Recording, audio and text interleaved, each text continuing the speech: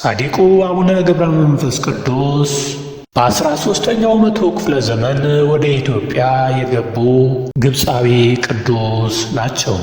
በኢትዮጵያ ቤተ ክርስቲያን መሪዎች መረጃ መሠረት ወደ ኢትዮጵያ ገቡ የሚባለው በአጼ ላሊበላ ዘመን ነው። ያረፉት በአጼ ሕዝበናኝ ዘመን በ1414 እስከ 1418 ዓመተ ምህረት ነው። ጻድቁ በትግራይ አቡዬ፣ በአማራው አቡነ፣ በኦሮምኛዎች ዘንድ ደግሞ አቦ በመባል ይታወቃሉ። ዋናዎቹ ገዳማቸው ሁለት ሲሆኑ ዝቋላ በኦሮሚያ ክልል፣ ምድረ ከብድ ደግሞ በደቡብ ክልል ይገኛሉ። አቡነ ገብረ መንፈስ ቅዱስ በኢትዮጵያ ቤተ ክርስቲያን ከውጭ መጥተው ኢትዮጵያ ውስጥ ከኖሩ ቅዱሳን አንዱ ናቸው። በኢትዮጵያ ቤተ ክርስቲያን የሚታወቁት ቅዱሳን ከአመጣጣቸውና አኗኗራቸው አንጻር በሦስት ይመደባሉ። ኢትዮጵያ ተወልደውና ኖረው ኢትዮጵያ ያረፉ አብዛኞቹ ቅዱሳን በዚህ ምድብ ናቸው። ከውጭ መጥተው ኖረው ኢትዮጵያ ያረፉ እንደ ሰለማ ከሰቴ ብርሃን፣ ማኅበረ ጻድቃን፣ ተስዓቱ ቅዱሳን፣ አባ ሊባኖስ፣ አቡነ ገብረ መንፈስ ቅዱስ፣ እጨጌ ዕንባቆምና ሌሎችም። ኢትዮጵያ ተወልደው ውጭ ኖረው ያረፉት ደግሞ አቡነ አውስጤዎስ፣ ሙሴ ጸሊም፣ ሙሴ ሀበሻው ወይም ሙሴ አልሀበሻ ወይም ገብረ ክርስቶስ፣ አብዱል መሲህ፣ አቡነ ገብረ መንፈስ ቅዱስ በውጭ አገር ተወልደው ኢትዮጵያ መጥተው ኖረው ካረፉት ቅዱሳን የሚመደቡ ናቸው። በቁም ከሚሳሉ ጥንታውያን ስዕሎች አንዱ እሳቸው ናቸው። በኢትዮጵያ ቤተ ክርስቲያን የግድግዳና የብራና ላይ ስዕሎች መካከል ለብቻቸው በቁም በአብዛኞቹ ቤተ ክርስቲያን ከሚሳሉት 4 ቅዱሳን አቡነ ተክለ ሃይማኖት፣ አቡነ አውስጤዎስ፣ አቡነ ገብረ መንፈስ ቅዱስና አቡነ አረጋዊ ውስጥ ከሆኑት አንዱ ናቸው። የቁም ስዕላቸው ከወሎ ገነተ ማርያም እስከ አዲስ አበባ በሚገኙ ቤተ ክርስቲያናት ግድግዳ ላይ በሰፊው ይገኛል። አቡነ ገብረ መንፈስ ቅዱስ በሽምግልናቸው የሚታወቁ ጻድቅ በመሆናቸውና በኢትዮጵያውያን ዘንድ ሽማግሌ ካለው ከበሬታ ስፍራ የመነጨ ሊሆን ይችላል። ሲመጡ ከቅዱስ ላሊበላ፣ ሲያርፉ ከንጉሥ ሕዝበናኝ ጋር ከነበራቸው ግንኙነት ባለፈ ከቤተ መንግሥቱ ርቀው የኖሩ ሕዝባዊ አባት በመሆናቸው የተነሳ የተፈጠረ ሕዝባዊ ቅቡልነታቸው ሊሆንም ይችላል። አስታራቂነታቸው ነብርና አንበሳ አይስማሙም። በአቡነ ገብረ መንፈስ ቅዱስ ስዕል ስር ግን ነብርና አንበሳ ተስማምተው ይታያሉ። በዚህ የተነሳ ለመታረቅ አስቸጋሪ የሆኑ ሰዎች ለማስታረቅ የሚሄዱት ሽማግሌዎች የሆኑትን አቦን ሆነን መጥተናል ይላሉ። ሽማግሌው ወደ አንድ ለማስታረቅ ሲሄድ አቦን ሆነናል ዛሬ ይላል። ሌላው የአቦ ጠበል ነው። አንድ ሰው እየተመገበ ቢያንቀው የአቦ ጠበል እያልክ ውሃውን 3 ጊዜ ጠጣው ይባላል። ሌላ ደግሞ የአቦ በቀል ይባላል። አንድ ሰው ከማያውቀው ቦታ ስሙ ቢጠራና በአካባቢው የሚያውቀውን ሰው ቢያጣ የጠራው ሰይጣን ሊሆን ስለሚችል ተብሎ ስለሚታሰብ የአቦን በቀል እፈጫለሁ በል ይባላል። ይህ በተለምዶ በአብዛኛው በአገር ቤት የተለመደ ነው። ይኸውም ሰው ሳያስበው ስም ሲጠራ ወይም የተጠራ መስሎት አቤት ሲል ግን የጠራው ሰው ሳይኖር ሲቀር ያው ያ ምናምንቴው ምናምን ሰይጣን ተብሎ ጠርቶኝ ይሆናል ተብሎ ስለሚታሰብ አቤት ካለ በኋላ የአቦን በቀል እየፈጨው ነው ይላል። ስለዚህ ይህ እንደ ባህል ተብሎ ይቆጠራል። ሌላ ደግሞ የአቦ መገበሪያ ይባላል። የአቦ መገበሪያ አንድ ሰው አንድን ነገር አጥፍቶ ተሰውሮ እንደማያመልጥ ለመግለጥ የአቦን መገበሪያ የበላ ሲለፈልፍ ይውላል ይባላል። ምክንያቱም አንዳንዴ በእኛ ሀገር በቤተ ክርስቲያን ጽላት ወይም የሆነ ነገር ሰርቆ ሊወጣ ሲል በር ላይ እንደቆመ ደርቆ ይገኛል። ወይም ደግሞ የሆነ ነገር አድርጎ ገና ሳይጠየቅ ሲለፈልፍ ልጅም ሊሆን ይችላል አንድ ነገር አጥፍቶ እናቱ ወይም አባቱ እንዳይቆጡት እንዲህ አድርጌ እንዲህ ብዬ ቢሉስ ሲለፈልፍ ወይም ሲጮህ የአቦን መገበር የበላ ሲለፈልፍ ይኖራል ተብሎ ይነገራል። እንደገና አቦ ሰጥም ይባላል። አንድ ሰው የማያውቀውን ነገር በግምት ሲናገር ይሄ አቦ ሰጥነት ይባላል። አቦ ሰጥ ዝም ብለህ ትናገራለህ ይባላል። በአቦ ይዤሃለሁ ይባላል። በአቦ ይዤሃለሁ ከተባለ አንድ አራዊት የቤት እንስሳትን እንዳይበሉባቸው ገበሬዎች በአቦ ይዤሃለሁ ብለው ይገዝቷቸዋል። ይህም አህያ ወይም ከብት ወይም እንደዚህ መንገድ ላይ ታሞ ቢወድቅ ወይም መንገድ ላይ ቢጠፋ ባሉበት ቦታ ሆነው በአቦ ይዤሃለሁ ብለው ከብቱን ወይም በሬውን ወይም ላሙን እንዳይበላ በአቦ ስም አማምለው ይመለሳሉ። በሚገርም ሁኔታ ይህ ነገር ሲሆን ከብቱ ጅብ ሳይበላው ውሻም ሳይጮህበት ወደ ቦታው ወደ ቤቱ ይመለሳል። እንዲሁም ደግሞ የአቦ መንገድ ይሁንልህ ይባላል። በሰሜን ሸዋ መራኛ አካባቢ ባሉ ሕዝቦች ዘንድ የአቦ መንገድ የሚባል ብሂል አለ። አቡነ ገብረ መንፈስ ቅዱስ ሚዳ በሚገኘው የአቡነ መልከጼዴቅ ገዳም ጥቂት ጊዜ ቆይተዋል ይባላል። በኋላ በዚያ ገዳም ሲወጡ አቡነ መልከጼዴቅ የት ሊሄዱ ነው ብለው ቢጠይቋቸው እርሱ ወደ መራኝ ብለው መለሱላቸው። ከተማው መራኝ የተባለው በዚህ ምክንያት ነው ይባላል። ታዲያ በዚህ ምክንያት አንድ ሰው መዳረሻውን በውል ሳያውቀው መንገድ ሲጀምር መንገዱ የአቦ መንገድ ይባላል፣ ወይም የአቦ መንገድ ይሁንልህ ይባላል።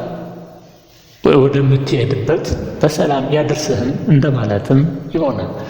የአቦ መንገድ ይሁንልህ። የአቦ ቁራም ይባላል። ሰይጣን በቁራ ተመስሎ የአቡነ ገብረ መንፈስ ቅዱስ ዓይናቸውን ሊያወጣ ስለመጣ በጎ ነገር የያዘ መስሎ የሚመጣ ክፉ ሰው የአቦ ቁራ ይባላል። አንዳንዴ ብቅል ተሰጥቶም እንደዚሁ ከሰል ይደረጋል ከበቅሉ ላይ እና የአቦ ቁራ ይባላል። ይህ በተለምዶ የሚሆንም ነው። እንግዲህ አንዳንዴ በትክክልም ከእሳቸው ጋር የሚመጣ ነገር ሊኖር ይችላል። ብዙ ጊዜ ስለ አቦ ብዙ የሚባል ነገር አለ። አቦ በሥላሴም ይባላል። በሕዝብ ብሂል ውስጥ ከሥላሴ ጋር ተያይዘው ብዙ ጊዜ የሚጠሩት ገብረ መንፈስ ቅዱስ ናቸው። በአቦ በሥላሴ ሲባል አጥብቆ መለመን ነው። ሕዝባዊ መዝሙሮችም ውስጥ በአምስት አቦ ናቸው በሰባት ሥላሴ የሚል ሐረግ በተደጋጋሚ ይሰማል። በባህላዊ ዘመን አቆጣጠር አቦ በገበሬው የወቅት አከፋፈል ዘመንም መክፈያ ናቸው። እንዲሁም ሰዎች መንገድ እየሄዱ ቁጭ ያለ ሰው ወይም ሲያልፉ ቁጭ ያለ ሰው ሊነሳላቸው ሲል በአቦ በሥላሴ ይባላሉ። በአቦ በአባታችን ይላል። በአንድ በኩል በአበው በአባታችን ነው። አበው ከሚለው የመጣ ነው።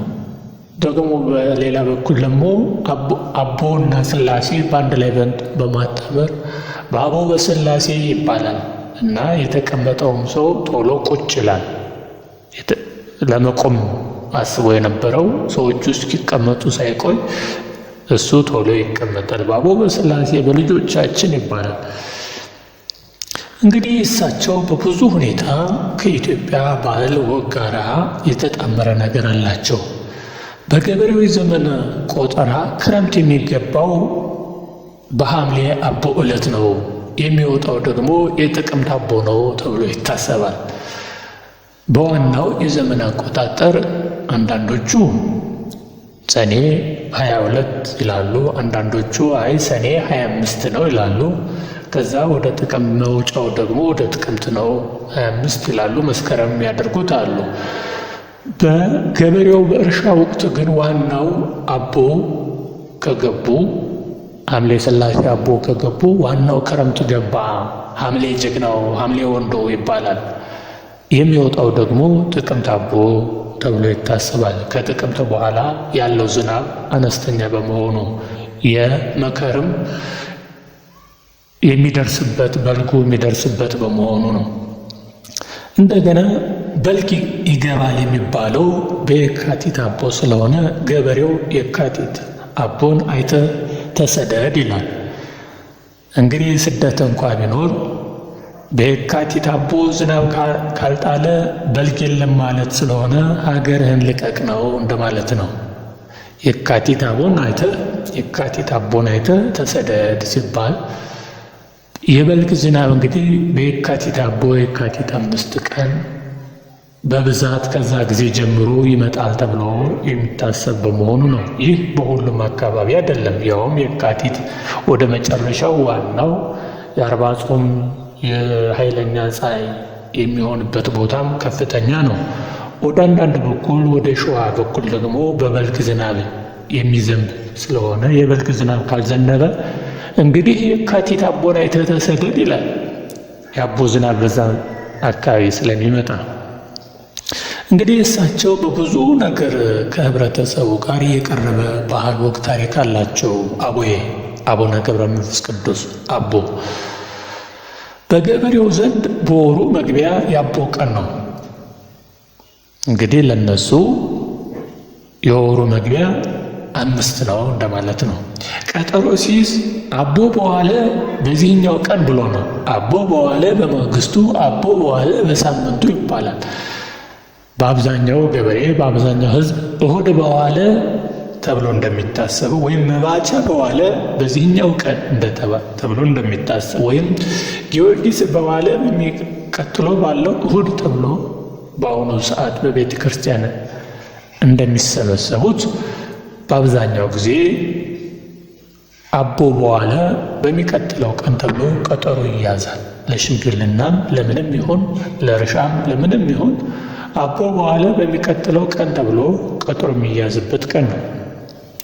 ሌላው አቦዬ ወይም አቦ በቤተ ክርስቲያን ካህናት በአንኮበር በጎንደርና በአዲስ አበባ ስማቸው ከአርበኝነት ጋር ይነሳል። በሦስቱም ቦታ የሚገኙት የአቦ ቤተ ክርስቲያን ካህናት በ5ቱ ዓመት የጣሊያን ወረራ ጊዜ ከአርበኞቹን ደግፈዋል። ወደ በረሃ ወርደውም ታግለዋል። በዚህ ምክንያት 3ቱም አብያተ ክርስቲያናት በጣሊያን ዝርፊያና አደጋ ደርሶባቸዋል። የ3ቱም ካህናት ወደ በረሃ ሲገቡ የገጠሙት ግጥሙን በስነ ቃላችን ተላልፎ እኛ ዘመን ደርሷል። ያንኮበሩ አቡዬን ብዬ እንጂ ይህን ሁሉ ማይ አገሬ አይደለም ወይ ዣማና ዳባይ ተብሏል። በጎንደር ደግሞ ፊት አቦ ጎንደር እንኳን እኔ ጀግናው የፊት አቦ ልጅ ጎንደሬ ለጣሊያን አይሰጠውም እጅ። ቀበና አቦ ደግሞ የአዲስ አበባዎቹ ደግሞ ወግጅልኝ ድጓ ወግጅልኝ ቅኔ ወንዶች ኳሉበት እውላለሁ እኔ ይባላል። እንዲህ የተባለ ብዙ ነገር ስለ አቡዬ ይባላል። ሰምና አቦ ደግሞ እስካሁን ድረስ ባለው ባህል ከእግዚአብሔርና ከቅድስት ድንግል ማርያም ስሞች ውጭ ስማቸው ስም የሚሆንባቸው አቦ ናቸው። አቦነሽ፣ አቦነ የሚል ስም አለን። በሌሎች ቅዱሳን ግን የለም። ዘርፍ ይጨምርበታል ወይ ወለተ ገብርኤል እንደሚለየው ያለ ይሆናል። ሌላው እስኪ ስለ አቦ ጠመል። የገጠር ሰው ትዳር ሲይዝ መጀመሪያ የሚጠጣው የአቦን ጸበል ነው። አቦን ቀድሞ የጠጣ ትዳሩ ይሰምራል፣ ከሰው ጋር በሰላም ይኖራል ተብሎ ይታመናልና በገበሬው ዘንድ አቡዬ አቦ በጣም ከፍተኛ ቦታ አላቸው። የአቦዬን ጸበል የጠጣ በብዙ ነገር ሰላም ስለሚሆን በብዙ ነገር ከማድረጋቸው በፊት የአቦዬን ጸበል ጠጥተው ነው ድርጊቱን ማንኛውም ነገር የሚያደርጉት። አቦ የቅኔ መማሪያም ናቸው። አቦ ቅኔ ለቅኔ ተማሪ መማሪያ ሁሉ ቤተ ቅኔ ነው። አቦ ውርዝቡ እምነው ኩሉ በልጡ አንድ እንጀራ በጨው እሱም በማለዳ ለምን ጠጡ እንደማለት ነው። እና አቡዬ ጻድቁ በብዙ ነገር ከኢትዮጵያ ሕዝብ ጋራ ለዛውም ከገበሬው ጋራ ከፍተኛ ግንኙነት አላቸው። ከላይ ያየናቸው ስነ ቃልና መረጃዎች መሰረት ስናደርግ አቡነ ገብረ መንፈስ ቅዱስ ከሌሎች የኢትዮጵያ ቤተ ክርስቲያናትና ቅዱሳን በላይ በሕዝቡ ውስጥ በባህላዊ ቦታ እንዳላቸው ያሳየናል። የዚህ ምክንያቱ ምናልባት ሽምግልናን የሚያከብረው ባህላችን ጋር ተስማምቶ ወይም አብዛኛው ታሪካቸው ከቤተ መንግሥት የራቀ በመሆኑ ሕዝባዊ ቅቡልነታቸው ስላገኘላቸው ሊሆን ይችላል። በዚህ ረገድ ከእርሳቸው የላቀ ባህላዊ ቦታ በኢትዮጵያን ዘንድ ያለ ቅድስት ድንግል ማርያም ናት። የማርያም መቀነት፣ የማርያም አራስ፣ የማርያም ፈረስ፣ የማርያም ግርዛት፣ የማርያም ሽልም ታውጣችሁ፣ ማርያም ትቅረብሽ፣ ማርያም ታጫውትሽ እየተባለ ብዙ ስለ ማርያም ይነገራል። ይህ የአቡነ ገብረ መንፈስ ቅዱስ ባህላዊ ቦታ ኢትዮጵያውያን ቅዱሳን በእምነት ውስጥ ካላቸው ቦታ በተጨማሪ በሕዝብ ውስጥ ያላቸው ሕዝባዊ ስፍራ የሚያሳይ እነርሱን በተመለከተ ታሪካዊ ባህላዊ መሰረት ጭምር ሊያንጹ የሚችሉ ናቸውና ዛሬ አቡነ ገብረ መንፈስ ቅዱስ አቦ እና የኢትዮጵያ ሕዝብ ያላቸው ግንኙነት የሚለውን የዳሰስንበት ከተለያዩ የሚዲያ ቦታዎች ፌስቡክ እና የተለያዩ ቦታዎች ያገኘሁትን ያቀረብኩላችሁ ስራ ነው። አቦ ይባርካችሁ። አቡነ ገብረ መንፈስ ቅዱስ ከእናንተ ጋር ይሁኑ። ውጭ ሀገር ያላችሁ፣ ሀገር ውስጥም ያላችሁ የአቡዬን ጸበል፣ የአቡዬን ፍቅር፣ የአቡዬ እየተባለ የሚባለው ሁሉ የእውነት ነውና በባህሉም በወጉም በታሪክም አቡነ ገብረ መንፈስ ቅዱስ ከእናንተ ጋር ይሁን። ሀገራችንን ሰላም ያደርግልን። ሰላም ሁኑ።